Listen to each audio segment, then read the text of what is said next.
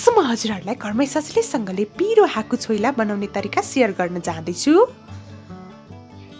YouTube channel Amar पन्छी food वर्ल्डमा यहाँलाई धेरै धेरै स्वागत छ। यो हाकु छोइला चाहिँ आज कसरी टेस्टी बनाउन सकिन्छ भनेर म यहाँहरूलाई दुईवटा रहस्य पनि बताउन जाँदैछु। यसलाई कम मेहनतमै घरमै सजिलैसँगले तयार गर्न सकिन्छ। यसलाई हामीले चाहिँ स्पेशली चिउरासँग खाने गरिन्छ, ताइचिन चिउरासँग। सबैभन्दा पहिला मैले आधा केजी बफको मिटलाई यसरी स्लाइस गरेँ। यहाँहरूले छोइला चाहिँ बफको मिट, मटन, चिकन जेको बनाउँदा पनि हुन्छ, पोर्कको बनाउनु भए पनि हुन्छ। त्यसपछि यसरी अदुवा 15 ग्राम जति मैले यसरी खुर्काएँ। यो पहिलो रहस्य हो, म यहाँहरूलाई बताउन जाँदैछु। यो अदुवालाई चाहिँ म यसरी एउटा सिलौटामा थिच्दैछु। हामीले कुनै पनि मासुमा यसरी अदुवाको रस राखेर मोल्यौँ भने चाहिँ मासु एकदमै नरम पनि हुन्छ र एकदमै टेस्टी पनि बन्छ। यो चाहिँ एकदम ट्रेडिसनल कुकिङ वे हो। यसको चाहिँ जुस मात्र राख्नु होला। यसको जुस यसरी राख्नुपर्छ। हामीले आधा केजी बफ मिटमा यसरी मैले राख्दैछु। त्यसपछि यसलाई एकदम राम्रोसँगले मोल्नुपर्छ हामीले, करिब 1 मिनेट जति। मासुको चारैतिर यो अदुवाको जुस चाहिँ पर्नुपर्छ। यसलाई चाहिँ 2 घन्टासम्म चाहिँ म रुम टेम्परेचरमा यत्तिकै छोडेर राख्छु। त्यसपछि मासु अलि नरम हुन्छ र मिठो पनि हुन्छ।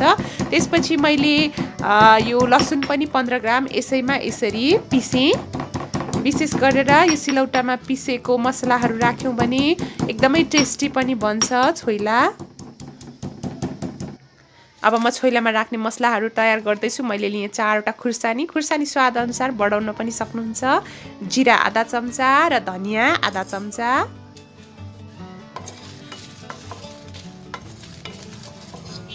यसरी मजाले यसलाई चाहिँ हामी 30 सेकेन्डसम्म एकदमै लो फ्लेममा यसरी भुट्छौँ।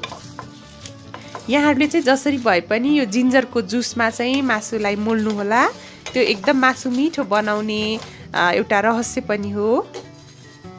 यसलाई चाहिँ अब म चिसो हुन दिँदैछु। यसलाई चाहिँ तुरन्तै प्लेटमा चाहिँ मैले निकालेँ, नत्र यो डढ्ने सम्भावना हुन्छ।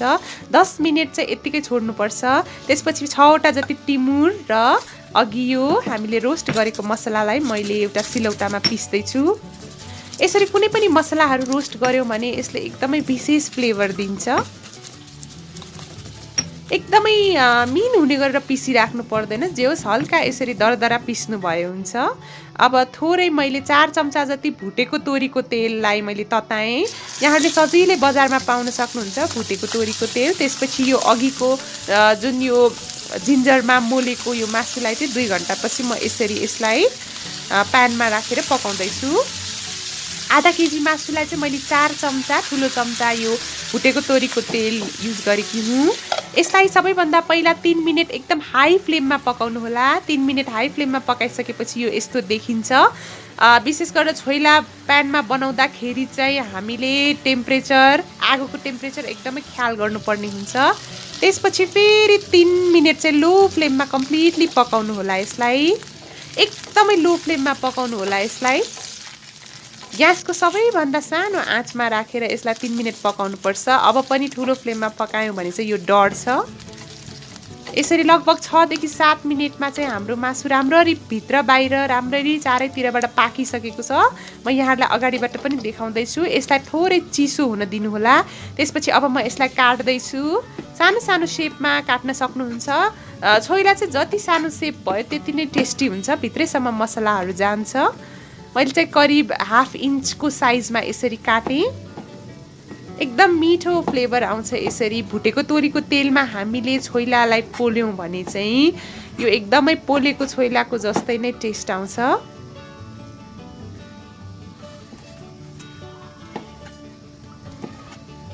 मासुलाई मिठो बनाउने अर्को रहस्य चाहिँ म एकछिनमा भन्दैछु। मैले चाहिँ कलेजो पनि राखेकी थिएँ। कलेजो पनि मिठो हुन्छ मासुमा। र अब पनि म एउटा टमाटरलाई लिएँ। टमाटर चाहिँ रातो र पाकेको नै हुनुपर्छ। आजकल बजारमा पाइने नपाकेको टमाटर राख्यौँ भने चाहिँ छोइला कति पनि मिठो हुँदैन। यसरी रातो र पाकेको टमाटरलाई सानो सानो पिस गरेर म काट्दैछु। पहिला पहिला चाहिँ टमाटर राख्ने चलन थिएन छोइलामा, तर आजकल चाहिँ टमाटर राख्यौँ भने अझ बढी टेस्टी बन्छ हाम्रो छोइला चाहिँ। यहाँहरूले डाइरेक्ट पोलेर पनि राख्न सक्नुहुन्छ। म चाहिँ यो टमाटरहरूलाई चाहिँ प्यानमा फ्राई गर्दैछु थोरै बेरको लागि। करिब 2 चम्चा जति सानो चम्चाले मैले तेल राखेँ र त्यो टमाटरहरू चाहिँ ग्रेभी नहुन्जेल नै म फ्राई गर्दैछु। एकदमै ग्रेभी चाहिँ बनाउनु पर्छ टमाटरलाई। यतिको भइसकेपछि चाहिँ मैले लगभग ग्यास अफ गरिदिएँ। म हजुरहरूलाई अगाडिबाट पनि देखाउँदैछु र यसलाई पनि थोरै चिसो हुन दिनुपर्छ। अब भने म छोइला मोल्न जाँदैछु। सबैभन्दा पहिला चाहिँ मैले राखेँ यो नुन आधा चम्चा, यहाँले स्वादअनुसार राख्न सक्नुहुन्छ। रातो धुलो खुर्सानी आधा चम्चा, यो चाहिँ मैले जिन्जर गार्लिक पेस्ट लसुन अदुवाको पेस्ट पनि राखेँ। त्यसै गरेर अघि मैले सिलौटामा पिसेको मसलाहरू पनि राख्दैछु। यसरी खुर्सानी चाहिँ थोरै थप्न पनि सक्नुहुन्छ यहाँहरूको स्वादअनुसार। त्यसपछि यो गोलभेडाको प्युरीलाई राखेँ।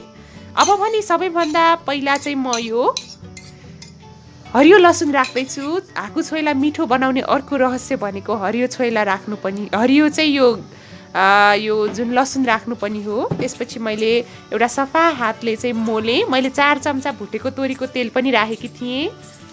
यो हाकु छोइला चाहिँ हामीले झानी राख्नु पर्दैन, डाइरेक्टली भुटेको तोरीको तेल राखेर यसरी यहाँहरूले मोल्न सक्नुहुन्छ।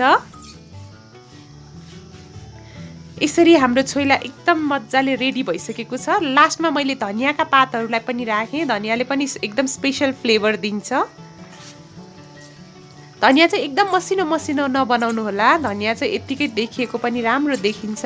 लगभग हाम्रो हाकु छोइला रेडी भइसकेको छ। यहाँहरूले चाहिँ चिउरा, टाइचिन चिउरासँग सर्भ गर्न सक्नुहुन्छ।